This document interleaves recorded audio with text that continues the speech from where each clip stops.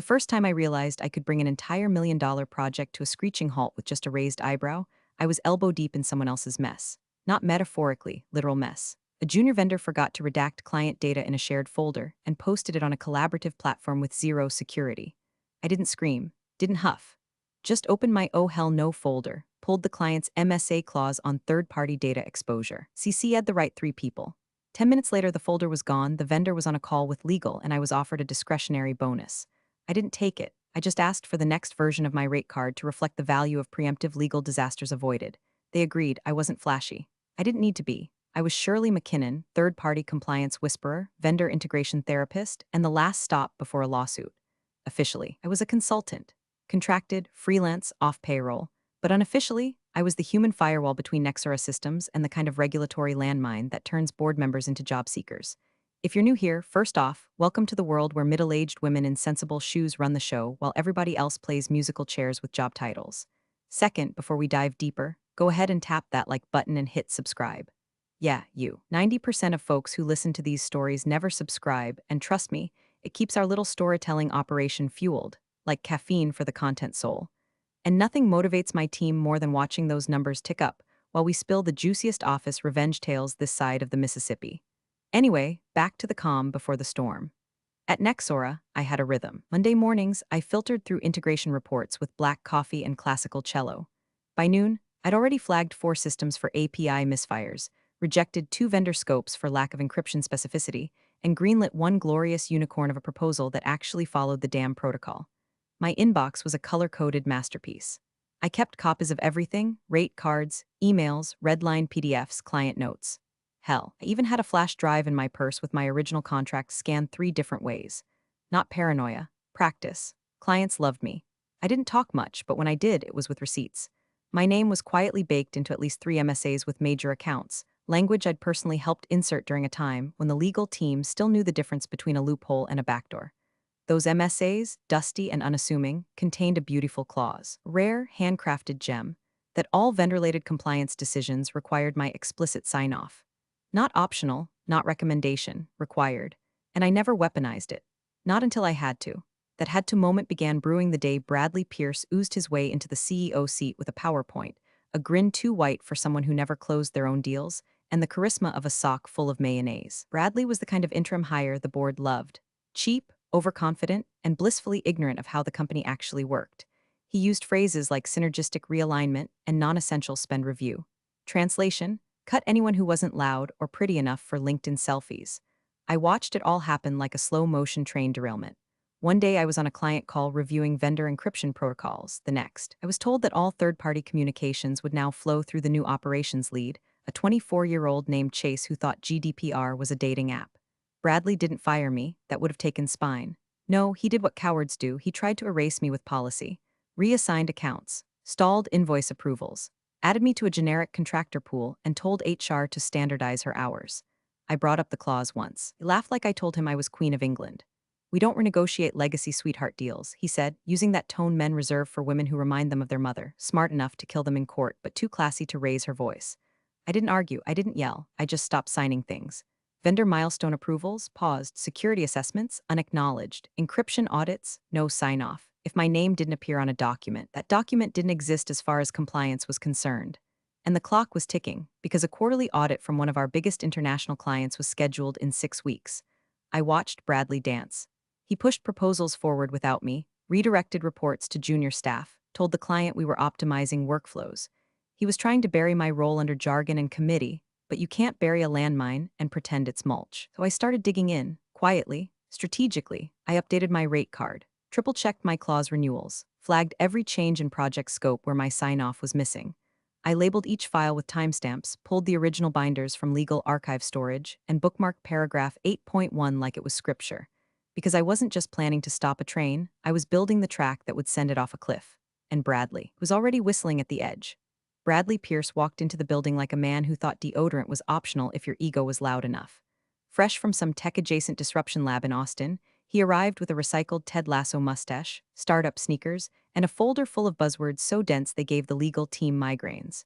He wore confidence like cologne, too strong, covering something rotten, and came armed with a mandate from the board: cut costs, increase margins, and streamline vendor oversight. Translation: fire the people who make things work and replace them with people who make things pretty. On day 2, he called me Susan. Twice. On day 3, he asked if I could compile a simplified digest of all current third-party engagement SOPs, preferably in infographic form, which is executive speak for I have no idea what you do, but I want a colorful PDF about it. I sent him a 4-page Word doc titled Things That Will Get Us Sued, and he didn't even open it. Within a week, my calendar went from booked solid to eerily empty. Standing Tuesday encryption reviews, reassigned to Chase, the same intern-turned-ops lead who once asked if two-factor authentication meant calling someone twice. Weekly compliance briefings, canceled or moved to times when I was conveniently double-booked. Project milestone approvals, stuff that had always required my sign-off, were suddenly being funneled through new chain-of-command protocols. I emailed Bradley once, maybe twice. Nothing aggressive, just a gentle paper trail-style nudge. Per MSA Clause 8.1, signatory authority for vendor compliance remains in effect until explicitly revoked. His reply? A screenshot of my original contract with a giant red X drawn over it in Microsoft Paint. The caption read, "We don't renegotiate legacy sweetheart deals." I stared at it for a long minute, not angry, just deeply amused. This man, who probably thought GDPR was a wrapper and thought a SOX audit was something HR handled when your feet smelled, had no idea what he'd just done. He didn't know that legacy sweetheart deal came with more legal teeth than a class action lawsuit sponsored by the IRS. I didn't hit reply. I didn't call HR. I didn't call legal. I just stopped signing compliance reports, stopped reviewing third-party integration requests, stopped approving milestone triggers. Every request that needed my signature sat in my inbox like a digital ghost, seen, acknowledged, and untouched. And things started to slow down, not immediately, but noticeably. The first missed milestone got blamed on workflow realignment. The second was an unfortunate delay in vendor response. By the third, one of the clients asked in a call, "Hey, wasn't Shirley supposed to sign off on this?" Bradley laughed. "Oh, Shirley's taking a step back from project delivery. We're evolving her role." That was the first time I heard him use the word evolving like a threat. Cute. Meanwhile, Chase, the poor kid, was drowning. One compliance doc came back flagged for conflicting encryption protocols. Another had a vendor listed that wasn't even on the approved database. I saw the emails. I just didn't intervene, not my circus, not anymore. I went quiet, but I didn't go still. Behind the scenes, I updated my folder system, created a new directory, Pierce Fallout, subfolders labeled by date, internal vs, external, directives without signatures, emails with red lines ignored, anything traceable, anything deniable. My own little museum of future regrets. I also called a notary, had them witness the newest version of my rate card, clean, crisp, notarized in blue ink with a certified timestamp. I placed it in my lockbox next to the hard copy of the original MSA with paragraph 8.1 circled in red. Above it, I taped a sticky note with 2 words, "Watch him." Bradley, meanwhile, was on a mission. He held weekly synergy summits where half the room was interns taking notes for a deck nobody would read. He unveiled a new vendor optimization workflow model that included 5 steps, 0 logic, and a lot of hexagons. He talked about flattening hierarchies, which basically meant pulling experienced people off decision-making roles so he could replace them with sycophants and yes-men. My favorite moment came during a Friday town hall when he said, "We're not just changing how we do things, we're changing who does them." That was his big finale. No applause, just a coughing fit from someone in legal and a blinking Teams screen. In private, people started whispering, "Did you see who approved the Acme vendor deal? Wasn't that supposed to go through Shirley? I thought Shirley handled vendor encryption. Has anyone seen the updated compliance doc from her?" I didn't answer. I just walked a little slower through the halls. Let the silence grow fat around me. You don't need to shout when the walls are already leaning. Bradley still hadn't figured it out. Still thought he could outmaneuver someone who'd been writing the rules while he was still learning how to spell procurement. But the quarterly client audit was coming. One of our biggest international contracts. A compliance microscope with teeth and subpoenas. And the best part? They still thought I was in charge, because technically, I was. Bradley had just removed the only person who knew how to pass their inspection. The first thing I did that Monday morning, before even brewing my usual mug of death before decaf, was print out a copy of the latest integration proposal, the one Chase had so proudly uploaded to the internal portal titled Phase Roman 2, Streamlined Compliance Handoff. Just reading the name made my eyelid twitch. It was written like a BuzzFeed listicle for auditors, missing half the encryption protocols, citing 2 unapproved vendors, and using language so vague it could have been a horoscope. I sat down, pulled out my red pen, and began the ritual, line by line, box by box. I marked every deviation, every missed requirement, every glittering oversight masquerading as innovation.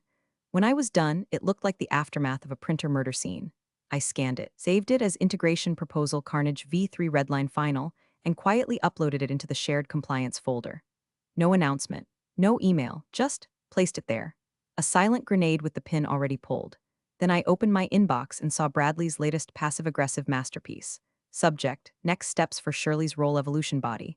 Let's revisit how your skills might serve in an advisory-only capacity, off-client-facing operations. Please refrain from direct vendor communication until we complete this transition. Appreciate your understanding. The all revisit your role maneuver. Corporate speak for, kindly walk yourself to the guillotine so I don't have to get my hands dirty. I didn't reply. Instead, I began crafting what I like to call the silent wall. Every file he moved forward without me, I duplicated it, labeled it, logged the timestamp. Every vendor proposal submitted without my approval, I created a mirrored version with my original commentary attached. It wasn't sabotage, it was insurance. Because Bradley wasn't just cutting corners, he was paving a regulatory slip-and-slide with no helmet and a pocket full of liability. The next day, he called me. First time he'd done that since he evolved my role. "Hey ye Shirley," he began, in that sing-song tone men use when they think charm might soften the blade. "Listen, we need to be flexible on the sign-off for that integration proposal. Client's expecting delivery next week, and frankly, it's above your rate band now." I blinked. Above my what? Your rate band.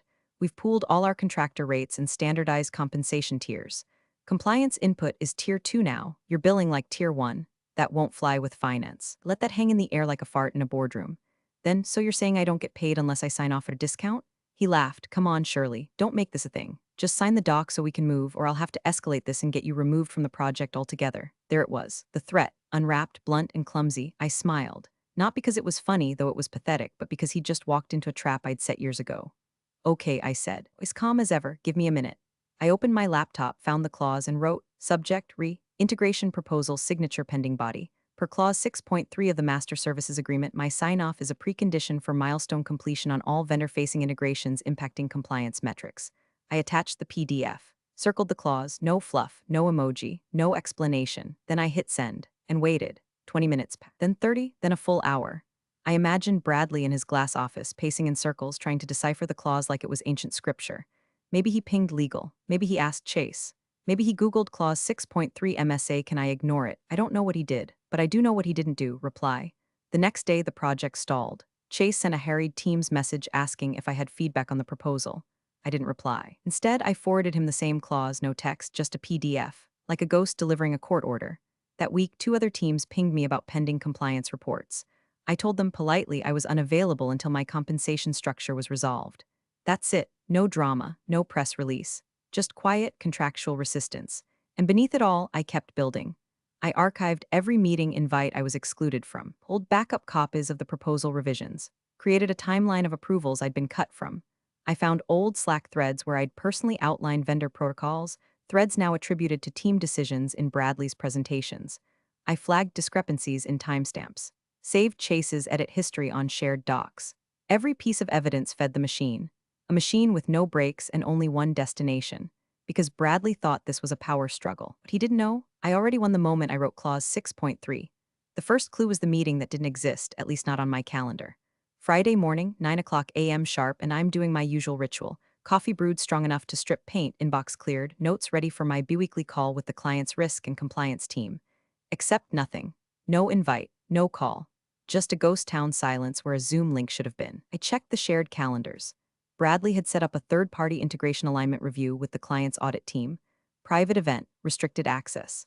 Attendees, Bradley, Chase, one of our junior analysts named Lauren, poor thing still thought ISO was a department, and 2 compliance advisors I'd never met, no Shirley. I stared at the screen for a full minute, not mad, just aware. It was official, he was trying to push me out in real time. Not through HR, not through process, but by rewriting the narrative altogether. He wanted to erase me from the story, so I did what I do best. I listened, not with ears, with files, folders, timestamps, metadata. Every breadcrumb leaves a trail if you know how to read it. By noon, I had my answer. Bradley had drafted a new compliance report, glossy formatting, tables that looked like they were built in PowerPoint hell, vendor assessments filled with vague, padded language like generally aligned with best practices and sufficient encryption posture with no citations, no source material, and most damning, no version history. He sent it to the client ahead of the meeting. Didn't even bother to ask me for review. He had Lauren send it. Lauren, who once asked me if a SOC2 type Roman 2 was a Wi-Fi router. God bless her, she meant well. So now a compliance report, one that legally required my sign-off per the Master Services Agreement, had just been submitted under my project name without my review, without my signature, and without even a cursory check from someone who understood the difference between tokenization and encryption. That's not a mistake. That's malpractice. The meeting happened. I wasn't in it. But I know exactly what went down because 5 minutes after the call ended, I got a ping from one of the client's senior compliance officers. Hey Shirley, did you submit this new compliance update? That was the entire message. I stared at it, then typed back, no. I was not consulted on this revision. 15 seconds later, understood. Stand by. Turns out the report was a Frankenstein of recycled data from old audits, fake summaries from new vendors Bradley had fast-tracked, and a few flashy acronyms sprinkled in for effect. One section referenced a proprietary sandbox environment that didn't exist. Another claimed full tokenized encryption, even though the vendor in question had failed our last security review for lacking key management rotation. It was a compliance piñata, and the client was about to swing hard. I didn't confront Bradley. That would have been too kind. Instead, I opened a fresh email to the client's external legal team, the ones who originally drafted the MSAs with us. I kept it surgical. Subject, Compliance Sign-Off Authority Clarification Dear Redacted, please see attached. My original consulting contract with Nexora Systems and the active MSA with client, highlighting clause 6.3 and paragraph 8.1. As outlined, compliance milestone documentation requires my direct review and signature to be valid under audit conditions. I was not consulted on the most recent submission dated X. Please advise if you require my formal version for review. Best, Shirley McKinnon. No threats, no emotion, just a scalpel dipped in ink. 5 minutes later, I got the read receipt. 10 minutes after that, Bradley's assistant forwarded me a frantic invite to a Clarity Sync meeting scheduled for 2 p.m. I declined because the damage was already done. At 2:04 p.m., I got another ping from the client's lead auditor. Was this report ever reviewed by the designated compliance liaison? That was the language from the MSA. Designated compliance liaison was me. In every version, every contract renewal, every deal signed since 2019. Bradley's response, per internal chat screenshot someone kindly leaked to me later, was, Shirley's role is under redefinition. She's not necessary anymore. That single sentence was the bullet he fired into his own foot. Because while he was redefining roles and restructuring optics, I was building a chronological log of every time he bypassed legal protocol. I had a side-by-side comparison of the submitted report versus the last validated one. I had vendor flags, discrepancy notes, timestamps, and now I had the client's legal attention. Bradley didn't know it yet, but clause 6.3 wasn't just a gate, it was a fuse. And he just lit it. You could feel it in the elevators, tight smiles, rapid blinking, people pretending to check Slack while sweating through their collars. Word had gotten out. This quarter's client audit wasn't your usual box-checking bake sale. It was going to be a full-body cavity search with spreadsheets. Regulatory scrutiny was up. The client's legal team had flagged vendor inconsistencies in the last submission. And the word breach had been whispered just loudly enough to make its way through the floor like carbon monoxide. And me, I was the oxygen sensor, quiet, blinking red. The irony was delicious. 3 weeks ago, I was one role evolution away from being erased. Now, I was the reason the building hadn't caught fire yet. I didn't strut. I didn't gloat. I did something much worse. I got very, very organized. I pulled out the latest draft of my rate card, cleaned it up, recalibrated for the current scope creep, tacked on the late approval penalties written into the original deal but never enforced. Then I walked it across the street to my notary. The same guy who notarized my divorce papers and asked me deadpan, same guy screwing you again? I laughed, signed the document, and said, different guy, same smell. Stamped, signed, dated. By the time I returned to the office, word had started to bubble. Not full-on gossip, yet but a shift in tone. People I hadn't heard from in weeks started forwarding for visibility emails. Legal requested a casual touch base. HR scheduled a contractor re-engagement review, which I declined with one line, please consult the MSA and refer questions to client counsel. Bradley, meanwhile, was losing altitude. Chase had gone silent after a vendor he'd greenlit accidentally exposed a sandbox environment to live traffic. Lauren had been reassigned to internal metrics, which was executive speak for sit in a corner until we forget you exist. And Bradley? He was doing laps, calling impromptu syncs, rescheduling calendar blocks, and cornering anyone with a pulse and access to a PDF. It was around 4:12 p.m. when he finally came for me.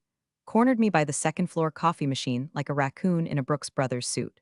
Shirley, he said, like I'd forgotten my own name, I need you to explain this. He held up my notarized rate card like it was radioactive. This is extortion. I didn't blink, it's a contract. You're hijacking deliverables in the middle of an audit, he hissed, voice low but shaking. You're submitting documentation under my name without approval. Let's not play the outrage violin. He straightened, tried a new angle. You really want to blow up the relationship with one of our biggest clients over a pay bump, and that's when I saw it, not confidence, not leadership, but panic. the kind that leaks around the edges when someone realizes they've built a house on gas lines and someone else holds the match. I smiled, small, quiet. This isn't about a pay bump, Bradley. This is about compliance. And compliance isn't a suggestion, it's a signature. He opened his mouth, closed it, spun on his heel, and walked off without a word. That night, I declined 3 more meeting invites and got a message from one of the client's compliance directors. Are you signing the new audit packet? My reply, not in its current form. Awaiting correct rate confirmation per clause 6.3. The next morning, the audit prep call was delayed. No one had the right version of the compliance report. The integration milestone approvals were frozen. Vendor summaries were stale. And for the first time, the phrase "we need Shirley's approval" started echoing in meetings again, this time not as an afterthought, but as a roadblock. People noticed. Someone in finance CC'd me by accident on an email with the subject line, "What happens if Shirley doesn't sign?" The thread was 6 messages deep and growing longer by the hour. In the kitchen, someone had written the enforcer in dry erase marker next to my mug. I erased it without comment. In the elevator, an intern whispered to her friend, "I heard she sued NASA once." I didn't correct her. It was working. I wasn't invisible anymore. I was a problem. And problems like me don't get fixed, they get feared. Audit day arrived like a cold front, quiet at first, then chilling everyone to the bone. By 8 a.m., the conference room on the 19th floor was packed. Not coffee and pastries packed, this was legal counsel. Vendor risk and 3 people who probably carry subpoenas in their briefcases packed. The client had brought their entire compliance cavalry. And not just Zoom squares this time, no, they flew in. Real people, real suits, real consequences. There were nameplates, water bottles lined up like sentries, and printed copies of the compliance report stacked neatly in front of each chair. Not Bradley's version. Mine, the one I hadn't signed. Someone had leaked it to the client. Probably Chase, who hadn't made eye contact with me since Monday. Bradley was already there, pacing, smoothing his tie like it owed him money. He greeted the client team with fake warmth and slide deck confidence, trying to command the room with phrases like strategic realignment and agile compliance scaffolding. It was like watching a possum try to do Shakespeare. I walked in last. No announcement. No folder. Just me and a copy of my contract in my bag. The one with the original wet signature, dated, notarized, and quietly terrifying. Bradley noticed me, blinked once, kept talking, and we've consolidated our compliance operations into a collaborative structure, pulling in Shirley's legacy insights as part of a broader team effort. He said it like I was a spirit guide, like I had gently whispered best practices into the ears of a bunch of 24-year-olds before fading into the mist. I said nothing, just sat down, no smile, no nod. The audit began. They opened with basic verification, vendor lists, system documentation, encryption protocols. I knew every answer. So did Bradley. But only one of us had earned the right to speak. He tried to keep control, deflecting questions, spinning gaps as transitional friction. But the client team wasn't buying it. You could see it in the lead auditor's face, a tall, older man with eyes like cold steel and zero patience for theater. Then came the stumble. Lauren, poor, sweet, unqualified Lauren, was asked to walk through vendor 4 encryption compliance. She froze, mumbled something about AES 256 in sandbox environments. Wrong answer. Vendor 4 had failed the last encryption review for not rotating their keys and storing credentials in plain text in a shared dev repo. I didn't speak. I just shifted in my chair. Subtle, barely audible. But the lead auditor caught it like a hawk. He raised an eyebrow, then calmly, deliberately looked directly at me. "Miss McKinnon, were you the designated compliance liaison for this vendor review?" I opened my mouth to respond, but before I could, Bradley cut in with a laugh. "Let's not get bogged down in titles. Shirley's involvement was more historical context. She wasn't central to the final review." I didn't move. The lead auditor did. "Was this submission reviewed by the designated compliance liaison as defined in paragraph 8.1 of our master services agreement?" Bradley chuckled, but it was thinner now. "That clause is outdated. We've restructured since then." The room shifted. One of the client's legal reps looked up, flipped through a binder. "The clause was renewed in the last addendum," she said flatly. "It's still valid." Bradley went pale. "Well, it's functionally obsolete. The project team collectively owns compliance now." "Is that documented?" the auditor asked. Bradley stammered. "We're working on a new engagement charter. Is it signed?" No answer. The room was dead quiet now. No phones, no typing. Just the soft hum of expensive HVAC and the sound of Bradley realizing he'd stepped into quicksand with roller skates. I leaned forward, just enough to be heard. "If you'd like, I can provide the original clause. It's in my bag." The lead auditor nodded once. "Please." I reached down, no flourish, no drama. Just slid the contract across the table like a poker hand. He took it, flipped to the tab. "Read aloud. All third-party compliance documentation must be reviewed and signed by the designated compliance liaison prior to submission. No exceptions." He set it down, folded his hands, and looked directly at Bradley. The silence that followed was magnificent. I didn't gloat, didn't smile. I just sat there, the quiet weight of the room finally shifting back in my direction. For the first time in weeks, I didn't feel erased. I felt inevitable. There's a silence that lives just past panic, where even breathing sounds suspicious. That's what filled the room after the clause was read aloud. Nobody moved, nobody blinked. You could hear the tap of a pen cap hitting the table like gunfire in a monastery. Bradley's eyes were flicking back and forth like he was trying to read subtitles on a foreign horror film, one where the monster was legally binding and wore orthotic shoes. I didn't rush.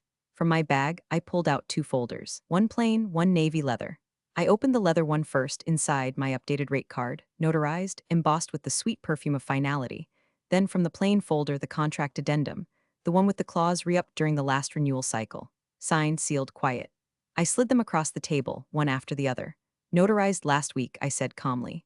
Updated compensation aligned with vendor risk scope increase and milestone impact. See addendum line 12 for rate applicability under active compliance scenarios. The lead auditor took it. Didn't even glance at Bradley. Just read aloud like he was conducting last rites.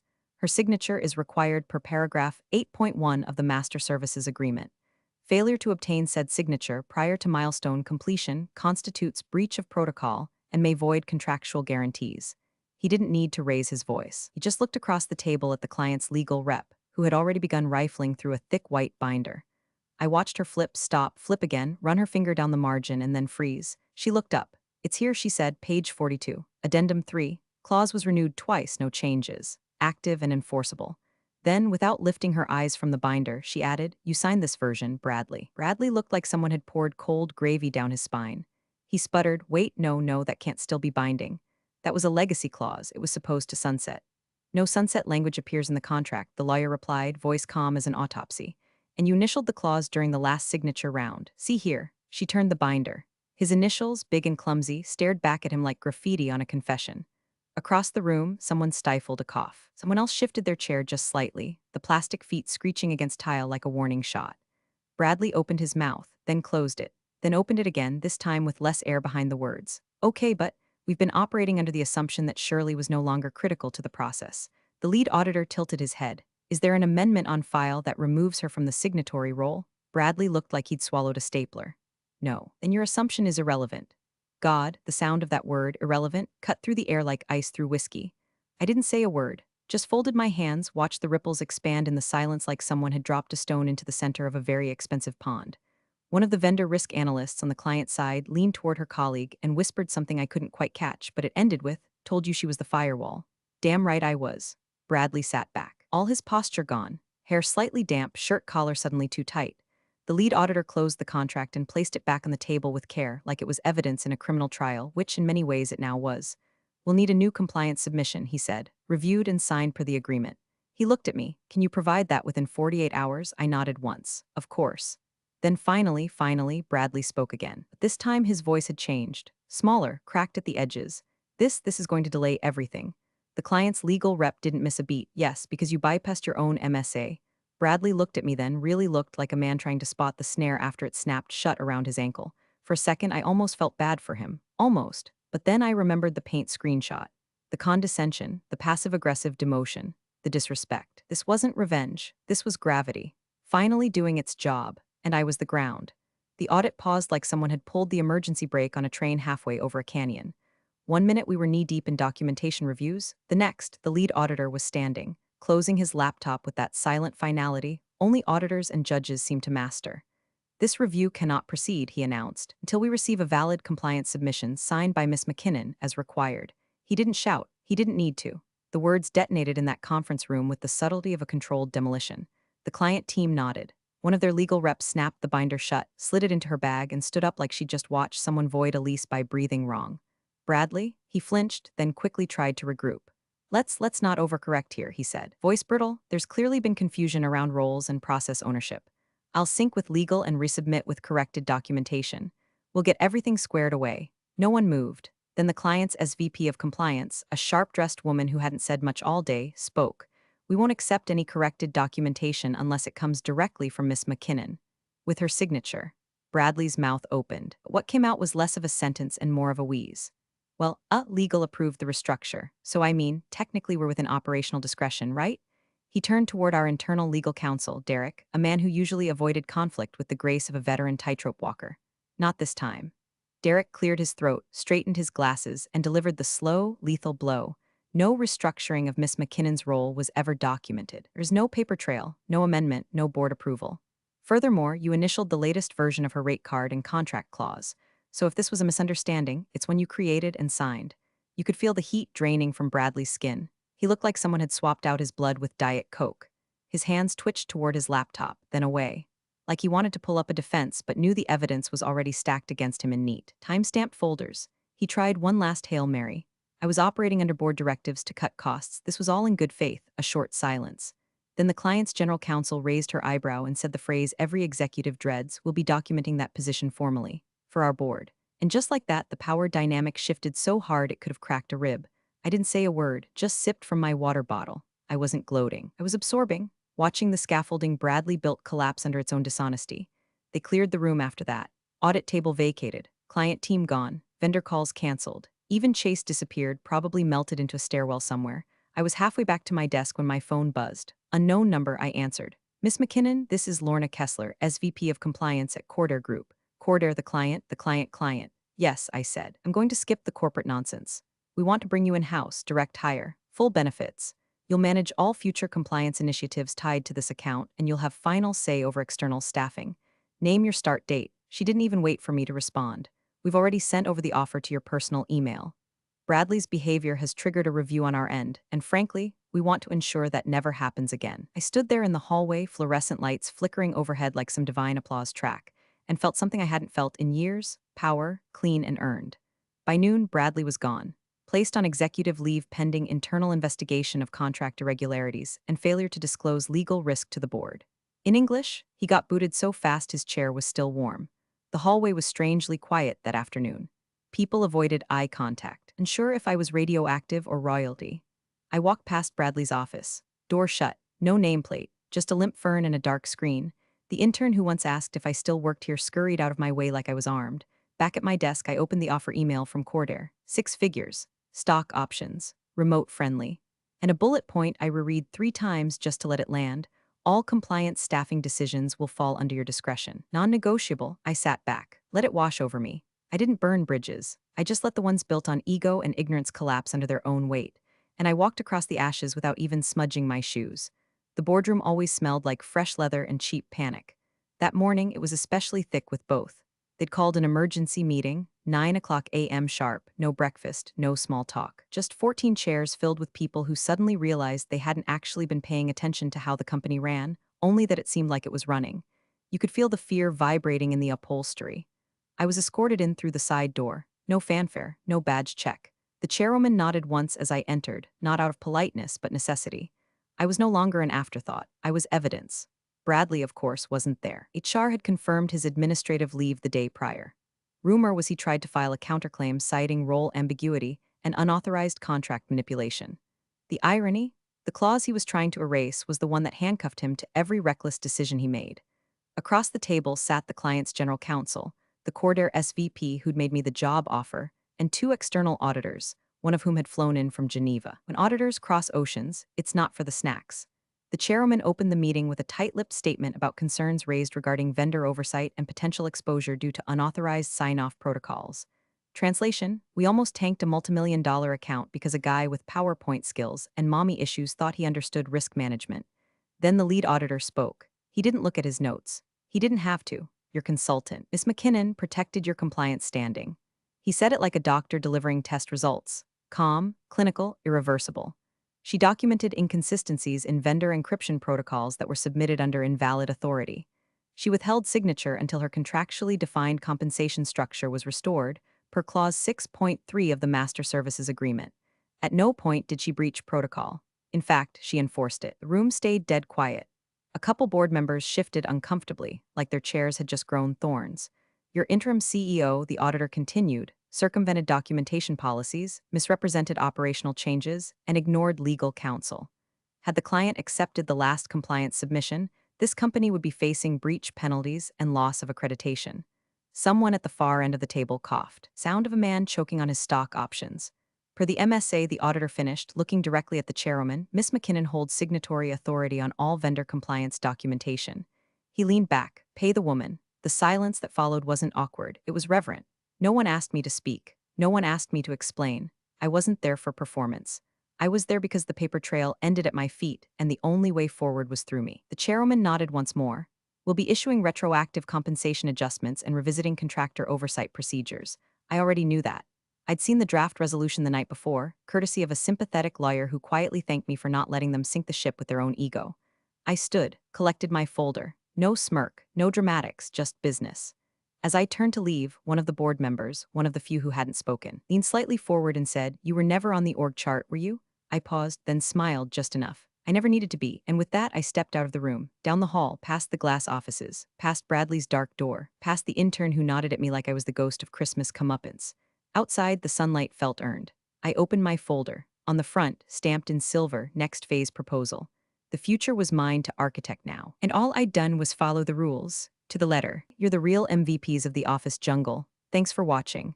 Smash that subscribe button, or the coffee pot might just forget your next brew.